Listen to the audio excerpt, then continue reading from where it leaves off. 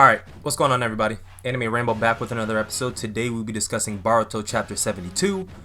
What is going on? Well, if you remember where we left off from the last chapter, Code had popped up on Amato, kidnapped Amato, got his limiters removed, got into a fight with Damon, and we probably had the worst display of power being emerged in the Naruto franchise that I can really remember. And that was really put into perspective this chapter at the very end when you see Code actually use his power to a relatively large degree. I mean, if you're trying to subdue and suppress the Ten Tails and make adjustments, quotes, as he put it, to the Ten Tails, well, you know, that requires a lot of power, like an extraordinarily exuberant amount of power. We know from previously when we've seen Ten Tails be introduced in the series, particularly with Madara Uchiha and Obito Uchiha, when they became the Ten Tails Jinchuriki, it was made very abundant that, hey, they have to give all of their focus and attention in order to keep this behemoth suppressed. So we're gonna get into that a little bit later. I just wanted to make the comparison because I know I put out earlier that, you know, it was just a horrible display of power, and, you know, he just got washed. I mean, he got absolutely ran through. There's no reason to really fear Code, even with his limiters removed, especially now that as of this chapter, Ida and Damon have officially joined Konoha. They're a part of the alliance. Amato managed to talk Ida into it, and basically Ida was like, look, if this doesn't go through, just know I'm liable to still kill you. So if Kawaki doesn't want Ida, then the deal is essentially off. And now, worst case scenario, now you have two live bombs inside of the Leaf Village, right? Like, we're gonna know by next chapter if this deal is actually viable or not, or if this is when we're finally gonna see the Leaf Village blow the fuck up. So what actually goes down this chapter, at the very beginning, you have Shikamaru and Kawaki going back and forth at it, right? And I actually mentioned this previously in a chapter review, that nobody is touching Kawaki in the Leaf Village, so he's just gonna do whatever it is that he does. And in this situation, you have him talking shit to Shikamaru, basically saying, look, you're useless and you're upset. Like, that's not a good combination at all. And I really don't, at least me personally, this is a me personal thing, I don't like the de-evolution of Shikamaru's character. He's never been one to fly off the handles, and I get people change as they get older. He's definitely in a more stressful situation now than he was as a kid, but, you know, I kind of like that this is a drag mentality Shikamaru, but I also really appreciate the fact that he's a grown-ass man now, and he's growing up and he's leveling up. I just don't like the fact that he's always so quick to anger. You know what I mean? Like, that's just a complete 180 of his overall character, his demeanor, his core character, and what made him interesting as is, right? We liked him because he was the nonchalant character. Now he's flying off the handles, willing to sacrifice literal children in order to get his fucking way. It was kind of off-putting this chapter having Naruto be the mediator of the two, given how he is, but again, this is just a level up of who he was as a character, and as a Hokage, he has to be able to make those decisions and be able to de-escalate the people that is on his staff. However, it's very funny when you look at things and how they progress this chapter. In the undertone of this chapter, the silent, subtle jabs that be thrown at characters. And so you have the random shinobi come in and he was like, look, Amato's on the phone and he wants to speak to Shikamaru. So Shikamaru goes to the Hokage's office and he jumps on the phone. Why does Amato want to speak with Shikamaru? Wouldn't you want to speak with the Hokage of the village, the actual overseer of the village? No, because it's being hammered in very lightly here that Naruto is essentially useless. And he is, right? Until we get a replacement for his Kurama power, until we get the upgraded Sage Mode mastery for Naruto, right? Like, how far does his Sage Mode progress? How close can he get to the first Hokage's level of Sage Mode? In my opinion, he's going to have to surpass that level. But we're going to see, hopefully, in the future. But as of right now, Naruto's being bitched, right? Amato wants to speak to Shikamaru. He doesn't want to speak to Naruto. Even to a point to where when Amato and Shikamaru are talking, because he's updating him on everything that has went down, he's telling him, hey, I spoke with Ida, she's coming to the village, but hey, it also includes Damon. And Shikamaru's like, who the fuck is Damon? And he's like, that's Ida's little brother. I can't invite one and not invite the other. That's not how it's gonna go. And Shikamaru's like, you don't have the authority to do that. And Amato's like, you don't have the authority to do the shit that you be doing, but you be doing it anyway. Again, another silent jab that's being taken at Naruto. All of this should be running through Naruto. Shikamaru is an advisor to the Hokage, and I get it, you want to lean on your advisors, you want to take advice from them, but the Hokage, right, the Kage of the village, needs to request the help from the advisor. You don't go to the advisor and then be like, okay, hey, now let's include the Hokage in on this discussion. No, right? These are subtle jabs that are being thrown at him saying, hey, you're not capable of handling this situation, Naruto. So Shikamaru, furious at this whole situation, he calls for Amato to bring Damon back to the Leaf Village. It's going to take about 3 or 4 days because they are traveling by train. And then right after that, he was like, summon Naruto to the Hokage's office. Go back and reread it because wording matters, okay? I cannot stress that enough. Wording matters. For Shikamaru to be standing in Naruto's office because he is the Hokage and then say, summon Naruto to the Hokage's office when it is his own office is low-key disrespectful, and it shows to a very small degree the mindset of people inside of the Leaf Village and how they perceive Naruto. There was really nothing that Naruto contributed outside of his power level into the status of being a Hokage.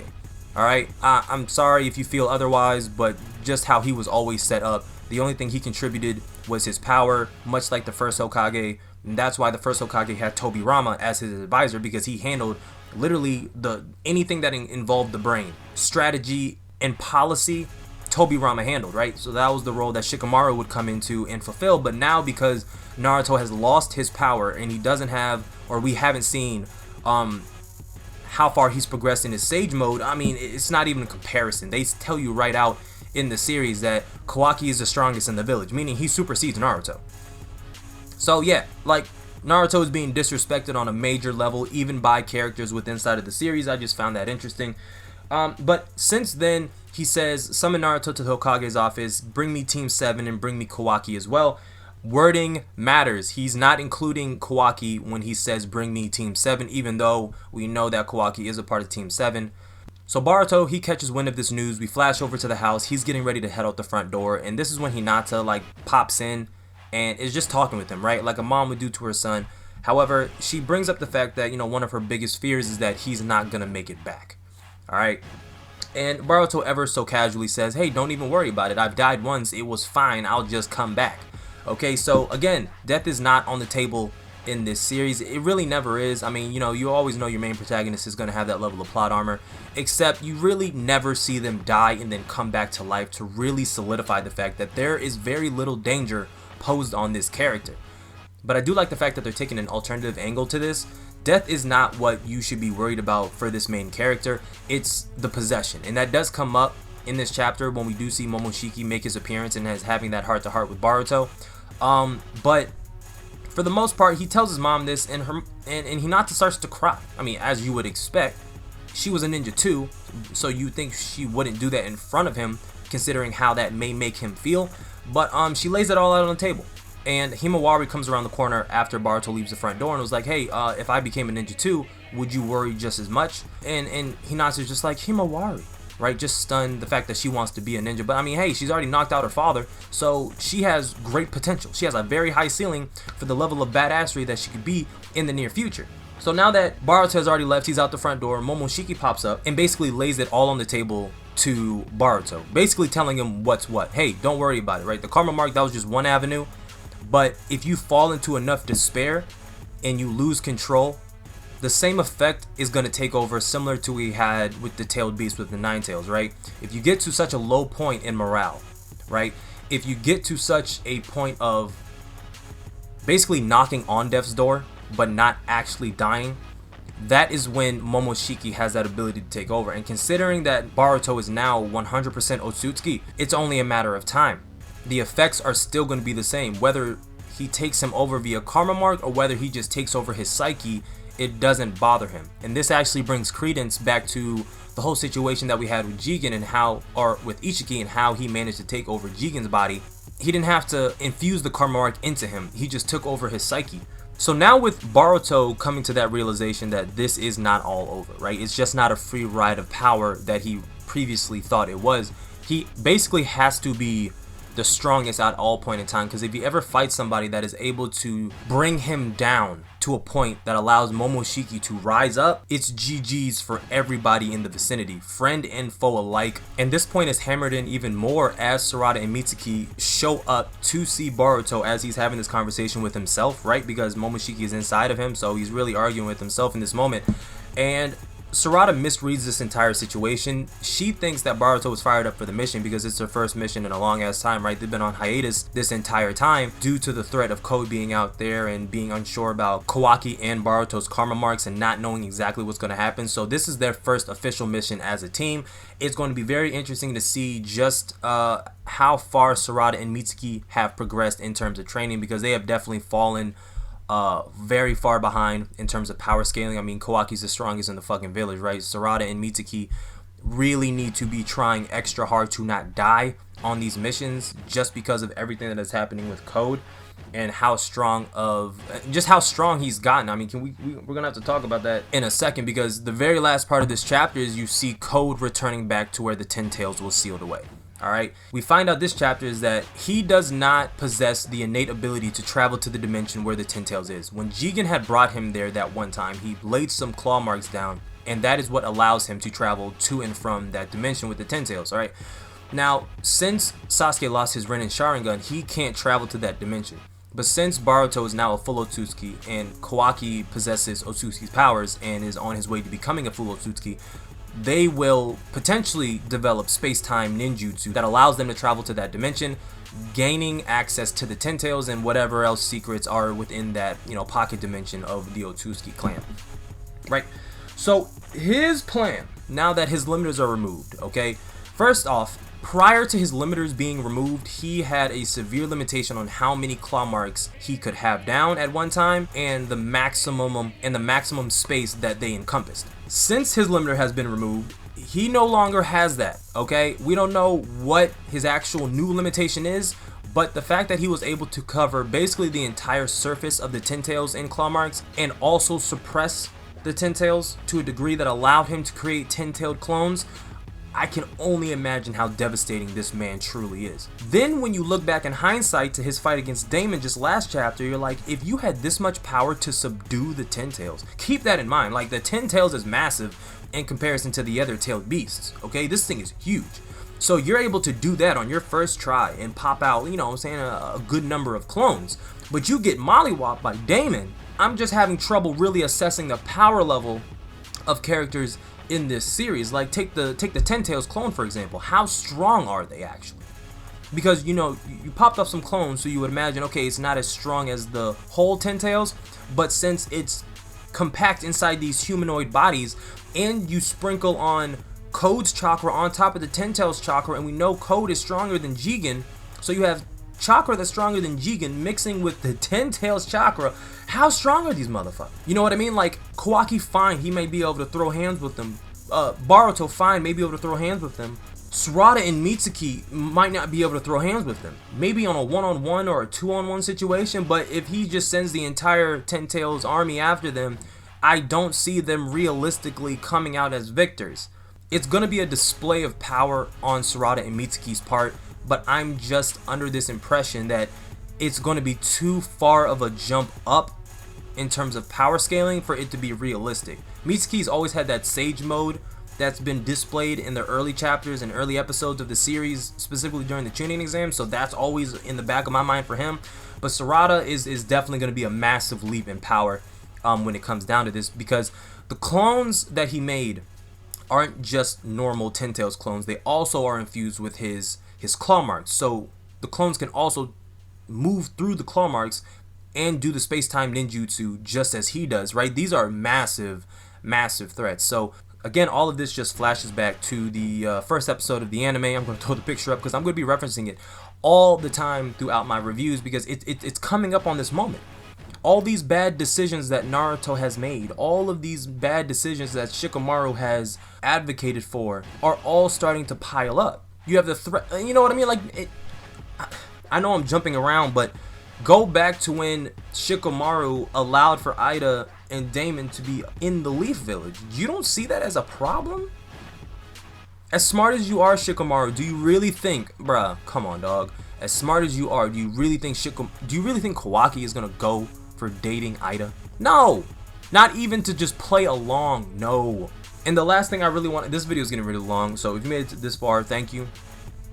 But the last thing is,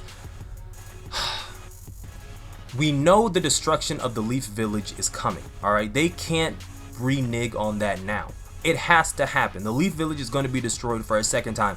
If they showed us episode 1 of the anime and we don't get to it at any point in time and they just like let it go, it's going to be the biggest fuck up in a long ass time for a manga or a series in general. But we know it has to happen. So it's right. These are how many bad decisions are coming their way. We don't know how it's going to happen, right? There's like 4 possible ways the Leaf Village can be destroyed because of Naruto and Shikamaru, alright? The first way is the most obvious way. Code comes in the Leaf Village with a claw mark they haven't discovered and just implodes the entire village, letting loose the 10 tails and all that shit. That seems pretty big, but it's a possibility. The second way is that since now they're allowing Ida and Damon inside of the Leaf Village, Kawaki could just reject Ida, Damon kills Amato, and the entire Leaf Village have to try to kill Damon and Ida. But as of right now, they still don't know how Damon's ability works. So if you think that it's not possible that Damon simply one-shots the strongest in the Leaf Village because they don't know his ability, it's an entire possibility. Because it's not just enough for Shikamaru and Naruto. Well, I mean, I guess, never mind. I was going to say it's not just enough for them to know about the ability because everyone has to know about the ability. But you have Ino who could quickly relay that information to the entire village if they have to. But then you run into the problem of, okay, well, how do you deal with somebody you can't fight? You can't touch. You can't want to kill. Okay? So that's the second possibility, is that Damon does it in. Third possibility is that Momoshiki actually comes back and takes over Boruto's body and implodes the village. Third possibility is that Kawaki continues to show his murderous tendencies and then, again, implodes the village. Amato could have been setting something up this entire time and decides to blow the village up. You remember that episode? I think it was a filler episode where the that old guy, I forgot his name. He was a what was he? He was a carpenter, and they called in a team of carpenters to help rebuild the village after Pain had blew it up, right? And it was an episode where he was a what was he? He was a bomb maker, and he was there at the village when it was first being built, and he set up all of these paper bombs throughout the village in order to blow it up, right? And he came back all those years later to try to finish off the whole thing. It was an Ino arc. It was a Team 10 arc or something like that. It was interesting, but again, Amato could be playing the long game in this. He could be setting something up in the village, and it's just bad decision making on top of bad decision making on top of bad decision making. And then again, I have to throw this in because it's just running rampant throughout the series. You have the whole situation with Code. How did Code actually manage to adjust the 10 tails? Because last time I checked, the only time you were able to do that is if you had the Sage of Six Paths chakra and you fucked around with the creation of all things jutsu. I'm willing to let that one go only because I am in agreement that because of the revelation that chakra is essentially Otsutsuki in nature, right? The whole chakra tree and all that hoopla. There are just some things that we just simply don't know, and I'm willing to put this whole situation under that umbrella, right? At first, it was only Sage of Six Paths that could do it, the creation of all things, but now Code can do it. We don't know how the Otsutsuki genetics ties into that, but we will find out in the future. I think I've rambled on long enough. If you made it to the end, thank you. If you are new, go plus L train, smash that subscribe button. Let me know you rock with the content that I put out on the channel. Like the video if you like the video, dislike the video if you dislike the video. Comment on the video your thoughts about what you thought about this chapter, how you think the chapter was, what's the rating that you would get it, is it confusing, and what is actually gonna happen in this series of unfortunate events. So I will keep the content coming as frequent as humanly possible, and I'm out.